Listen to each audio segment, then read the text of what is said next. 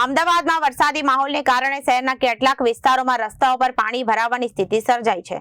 ભારે વરસાદની આગાહીને પગલે તંત્રને પણ એલર્ટ રહેવા સૂચના આપવામાં આવી છે.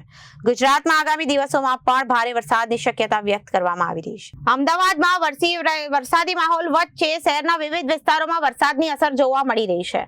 આજે પણ શહેરના કેટલાક વિસ્તારોમાં વરસાદી ઝાપટા પડતા રસ્તાઓ પર પાણી ભરાવાની સ્થિતિ સર્જાઈ છે, જેના કારણે વાહન ચાલકો તેમજ સ્થાનિક લોકોમાં હાલાકીનો સામનો કરવો પડી રહ્યો છે. શહેરના નીચાણવાળા વિસ્તારોમાં અને અંડરપાસમાં વરસાદી પાણી ભરાવાની સમસ્યા ચોમાસામાં દરમિયાન વધુ ગંભીર બની રહી છે. અગાઉ ચાંદલોડિયા અને અંડરપાસમાં ભારે વરસાદ બાદ પાણી ભરાતા વાહન ચાલકો અને આસપાસના રહીશોને મુશ્કેલીનો સામનો કરવો પડ્યો હતો.